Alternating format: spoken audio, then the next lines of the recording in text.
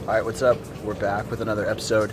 So I have an ice bath now because I wanted to talk about, didn't look like a whole lot of ice, but I have two 20-pound bags of ice that I just threw in here. I just got done with my first round. It was a little bit worse than I thought, but the whole point today, I want to talk about how temperature can affect our training.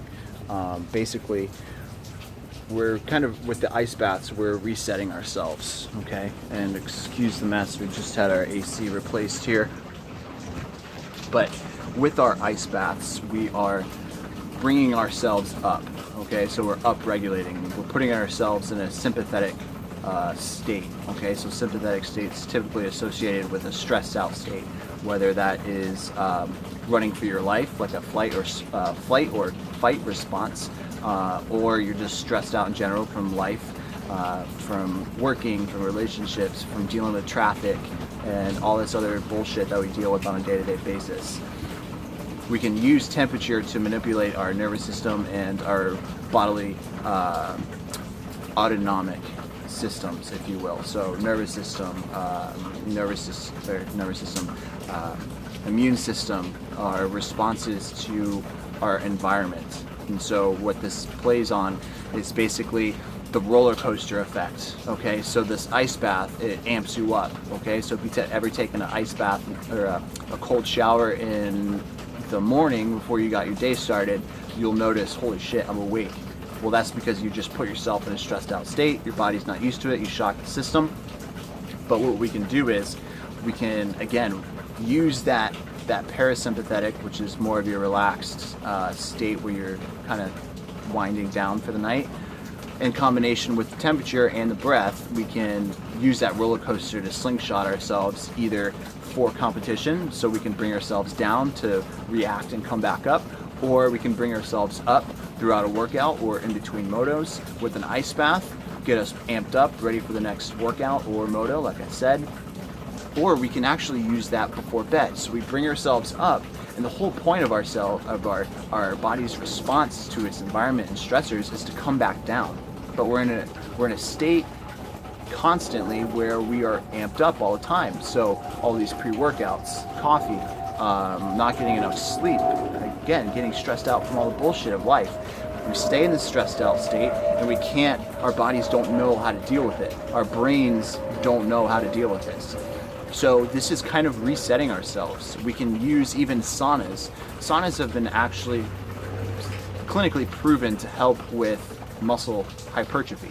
So if you go in there a few times a week for 20 to 30 minutes, it'll help with those the protein synthesis of recovery.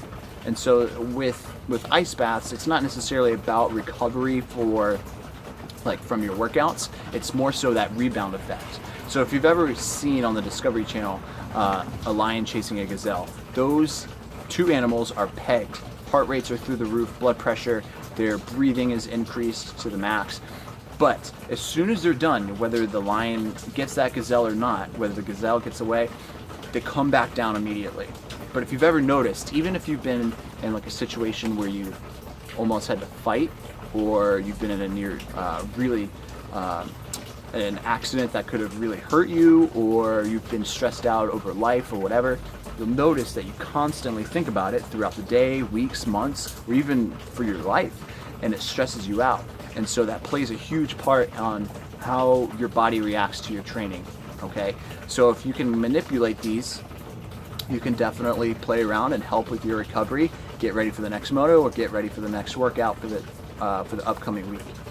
So the ice is really the key player here. So if you want to, you can use this before a workout, like close to a workout, like if you were to take an ice bath before you worked out at home. So for instance, I just came out with a training video series, everything you can do at home.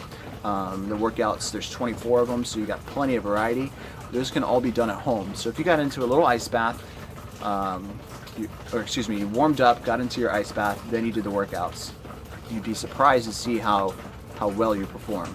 And I would even bet to say that would be the same for in between your motos too. So if you have a chance, try the ice bath. before a workout and even before bed. I know it sounds crazy, but we're trying to bring ourselves up so we can come back down and relax into that parasympathetic state.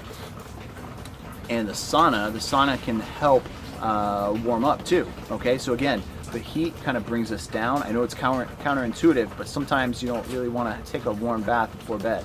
So you bring yourself down before a workout. It helps warm the body up. Blood vessels expand. Muscle tissue starts to get filled with blood. Come back up, warm up, get ready for your workout. So it kind of goes both ways.